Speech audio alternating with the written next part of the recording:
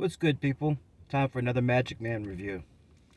Alright, this book I found I was going to the library to get some books, see if they had any good stuff on sale. They rarely do. I mean, depends on the library, I guess.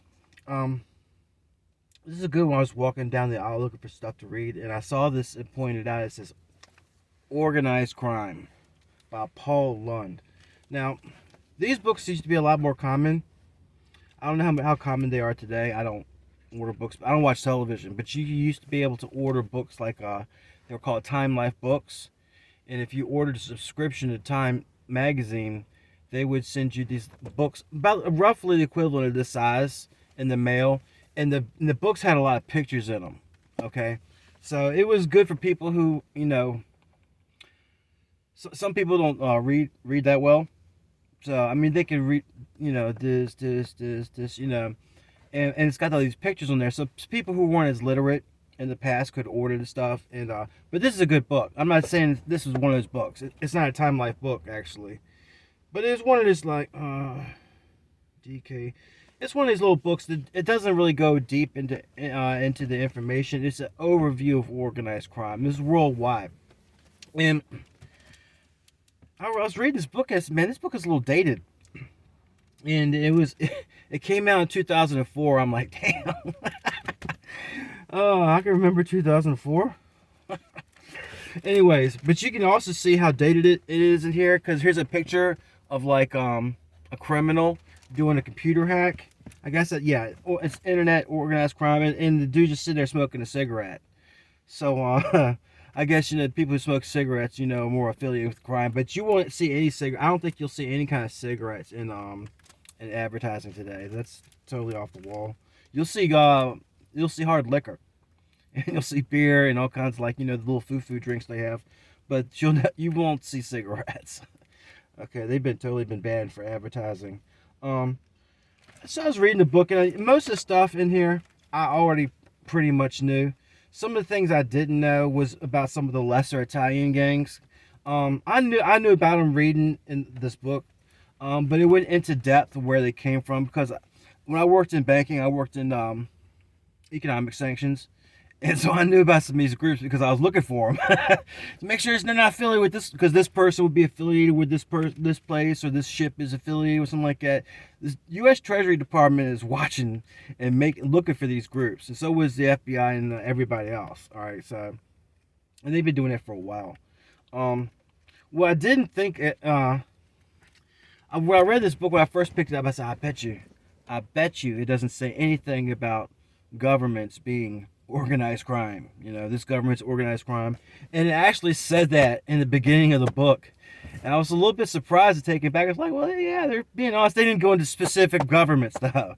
They kind of left out the bank out of the book for good reason.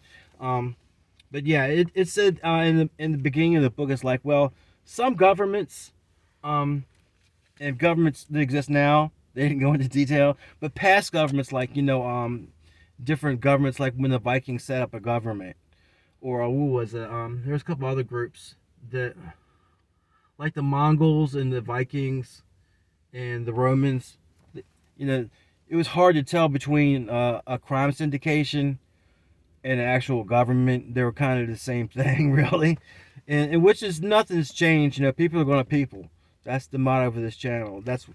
People are going to do the same things they've been doing for a long time. And to be honest, organized crime cannot exist without government, because you need the corruption and you need political protection to be considered organized crime.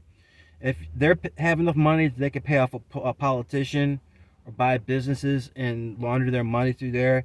That's what's considered organized crime by governments. Street gangs are different. Like, if I'm just claiming this territory so I can, sell contraband, then I'm just a street dealer. The money's getting circulated in this community, right? No, I'm not doing that, right? But that's what the local police say. He's a street vendor. All we gotta do is get his connection, and we've tried. That's who they're looking for. They're looking for the source of the narcotics. They're looking for a criminal syndication. They're looking for organized crime. All right. A lot of stuff in here I knew already, but some of these little interesting facts in here, like some of the oaths coming through here, like one of the triad gangs, the triad, it's an overview. Triad's like an overview of many different crime gangs. I didn't know that. I thought there was one gang, but no, it's different kind of gangs. The triad just means a traditional Chinese gang, and the traditional Chinese gangs have a lot of stuff in common. The same way that it's most criminal gangs they're looking at in this book are all ethnically tied to each other, like the Chinese gangs, Sicilian gangs, Italian gangs. They're related to each other.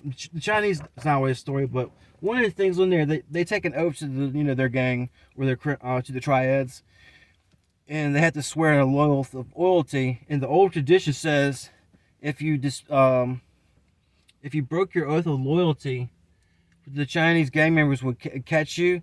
They would just slice you on your like muscles and stuff, and they would just keep on slicing you and slicing you up, and it was called death by 1,000 cuts. I was like, that's where that comes from? These gangster crime criminals just slice each other up? I mean, sometimes it's kind of funny how, these phrases get worked into the language.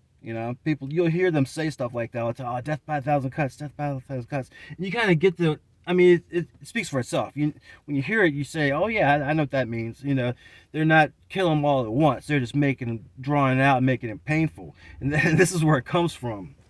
I was like, okay, cool. I didn't know that. But a lot of this stuff I already know. Some of the stuff, but it gets into the nitty. Some of the stuff gets into lesser known stuff. The stuff I didn't know about really was the Chinese gangs. I knew about the Yakuza. I lived in Japan. If you go to Japan, it is almost impossible to go anywhere in Japan. When I was there, that was a while back, not see any kind of gaming establishment. Like, you'll go walk into town like 2 or 3 o'clock in the morning, and you'll see old people in there playing the little game at 3 o'clock in the morning, And those were rumored to be owned by the Yakuza when I was over there. And they did a couple of stuff, and they do some nasty stuff here. But the ones I didn't know about were the triad gangs, and some of the ones on the mainland Italy, not the Sicilians. I didn't know about them. I knew of them. I just didn't know their history of them. Okay, I knew they were a bad bunch of boys. You don't want to mess with. And another little interesting fact on here is they're talking about when a lot of the immigrants, Italian and Jewish gangs, started over here in New York. They came over from from Europe. Before Prohibition, their big thing was the way they made the most money was doing extortion. And so what they would, tell people that they go to a local business or like anybody, if you're selling something, it's probably just street tax. Okay, street tax works both ways. Like, if you're thinking like a criminal, okay, street tax is, hey, and this is why people paid it, is that one, you pay off the local guy who owns the neighborhood. You pay him his vig, right? Pay him money that he's gonna get. That also means if somebody's fucking with you, like some drunk or a dirty cop, they would go put the grind on them. They wouldn't let anybody else collect street tax but them. So you only have to pay to one person, right? You're not paying for the whole damn, every other criminal that's there, right? Because they're gonna be shaking you down too. When a dude's when you're paying tax for one dude in that neighborhood, him and his clique will take care of that neighborhood. So, but it was written with extortion, though. They're coming by and getting money from these people ultimately. But it was a lot of these. The letters were, they dipped their hands in ink and put it down on the paper, and that's they call them black hand, and it was called black. It came blackmail. That was extortion. It came from you said blackmail. Why's it called blackmail? Because it was from the black hand hitmen back in the day, and I didn't know that either. So a lot of these little terms, to get worked into the language. And the triad one is like, that's been around for a while. But I put these little notes in here. Let me know where the stuff is at. So I'll take it back to the library. It was a pretty good little book. You could probably knock it out in like, a couple of days. It's a good little read. Again, Organized Crime by Paul Lunde. All right, till next time, peeps.